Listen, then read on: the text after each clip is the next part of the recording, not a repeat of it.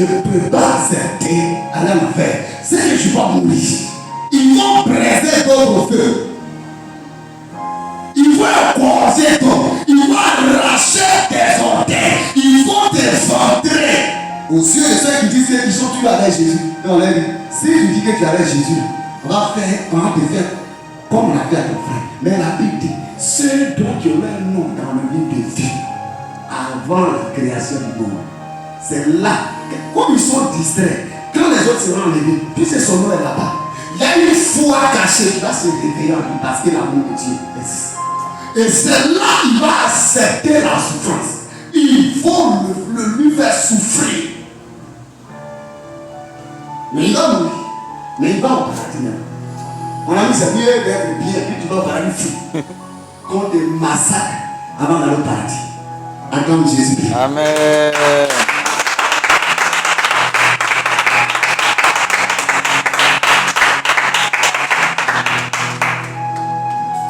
Alléluia. Amen. Donc, bien, frères et sœurs,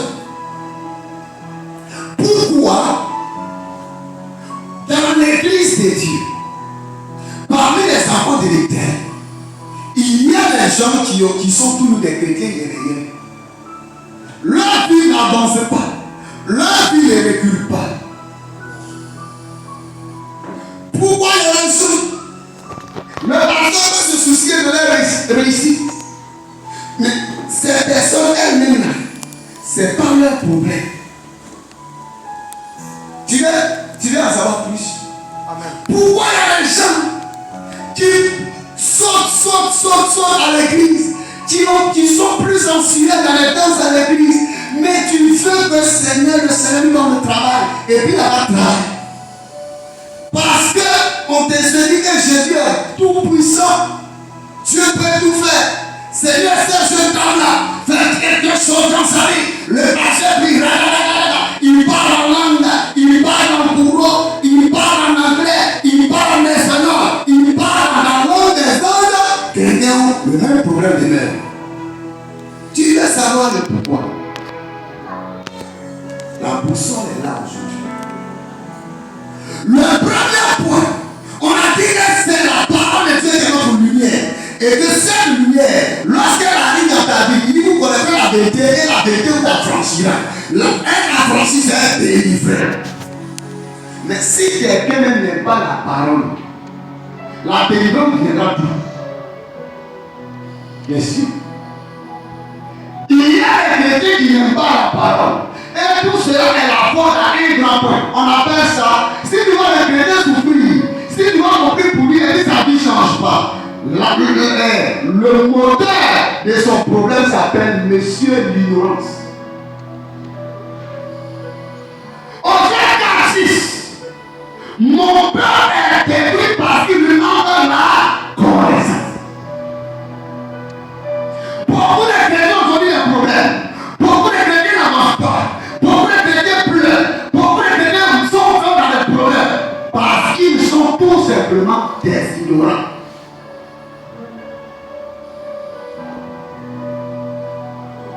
Imaginez celui qui ne sait pas qu'il sera le futur ministre. Il est dans le fumoir, il ne sait pas comment on le filme dans le fumoir. Et un jour, il est ministre. Et puis on parle, on dit, voyez votre ministre. Est-ce que c'est bon? Mais s'il savait, s'il avait les informations, si tu es éclairé par le jour de Dieu, la parole, la même localisée, la parole a plusieurs dimensions, la parole prophétique, lui avait dit, toi tu seras ministre. Il va venir sur sa vie. Et c'est pourquoi la parole prophétique vient souvent pour ne pas que tu penses que tu vas rester misérable. L'Esprit de Dieu vient sur l'homme de Dieu et il lui dit telle personne-là, la vie qu'elle a n'est pas la vie que moi Dieu j'ai préparée pour elle. Dis-lui que la vie qu'elle a n'est pas sa vie. Que sinon la terre cela n'est pas venue de moi. Parce que moi j'avais déjà dit. Vous êtes dans le monde, vous n'êtes pas du monde. Si tu es étranger quelque part et que tu cherches à régner, on va t'attaquer. C'est ce qu'est le chrétien. Si le chrétien savait, parce que c'est l'ignorance, j'étais dans ma jeunesse, j'avais 5 gars, oui, ça allait bien chez moi, depuis j'ai mis pied à l'église, Tu ne comprends plus la vie, rien n'avance. Est-ce que tu as donné réellement ta vie à Jésus? C'est ça la question. Est-ce que tu es né de nouveau? Si tu es enfant de Dieu, tu te fais baptiser. Si tu es enfant de Dieu, tu dois avoir le Saint-Esprit. Si tu es enfant de Dieu, tu dois te faire nourrir par la parole.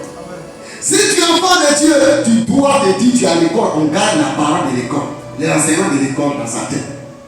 Si tu es enfant de Dieu, tu es à l'école, formule là. Quand il y a un problème qui est égal à la formule que j'ai cachée à moi, je prends la formule, je mets, et au travers de la formule, je réussis à déceler les ennemis. Les poissons. Tu as la parole de Dieu.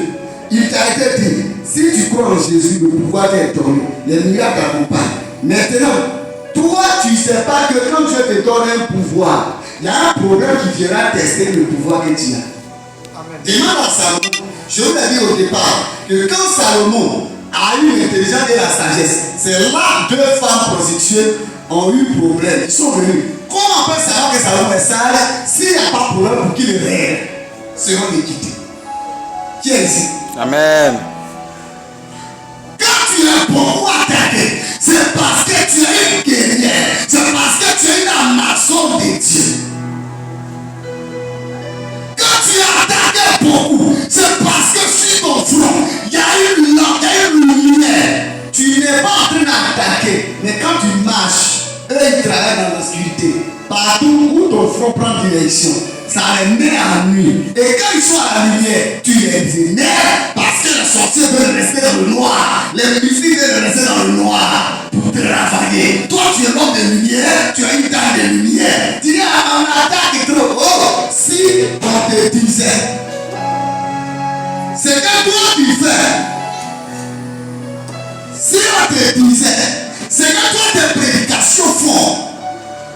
Dans le cœur des gens, tu n'allais pas te sous-estimer. Si on te disait, c'est que tes prières font dans ta famille, dans ton quartier, dans la vie de ton église, comment Dieu te considère, combien de fois tu es important aux yeux de Dieu. Si on t'avait annoncé ça, tu allais toi-même te considérer. Mais l'ignorance fait que tu dis que moi-même je ne suis pas important. Est-ce que la prière de la Dieu entend? Si toi tu pries de ta bouche, la prière qui sort de ta bouche, tes oreilles entendent, c'est que Dieu t'a créé tes oreilles et la première personne qui connaît les pensées de ton cœur avant que ça sorte de ta bouche. Ta vie a dit. Et quand tu sais sur mon lit, avant que je me lève, tu connais la parole qui a sorti de ma bouche. Et les chrétiens, par son ignorance, ils pensent que son Dieu, c'est un Dieu de haute stature. Que ses parents m'ont adoré, fétiche canari, que ses parents m'ont adoré, qui ne parle jamais. On tape les cloches, on fait alors ça c'est. Il demande c'est un Dieu. Notre Jésus, il est bien réel. Il a les oreilles, il entend. Mais au travers de ton ignorance, tu es dans les choses qui créent les montagnes entre lui et toi. Esaïe 53, verset 59, verset 1 à 3 dit non, ce n'est pas parce que je suis souverain, ce n'est pas parce que mes mains sont courtes, ce sont vos iniquités à vous qui les séparent de Dieu. C'est le péché dans la vie du chrétien qui les sépare de Dieu. Alléluia. Amen. L'homme de Dieu n'a pas prié pour moi. S'il a compris quelque chose, il doit appeler la grâce. Parce que les gens étaient le péché et la grâce est de les trouver. Donc s'il entre dans son manteau pour dire à Dieu au nom de la lumière ou perd la grâce, ça peut fonctionner. C'est pourquoi tu verras la fille dans sa vie est mauvaise. Quand l'homme de Dieu a appelé, il s'est mis dans son manteau, il a invoqué la grâce. La grâce a caché ses iniquités et la grâce sur la vie de l'homme de Dieu localise sa vie et il a des bons résultats. Mais si quelqu'un connaît la parole, si quelqu'un connaît la personne est éclairée et la personne dit moi je vis dans le je m'en foutisme,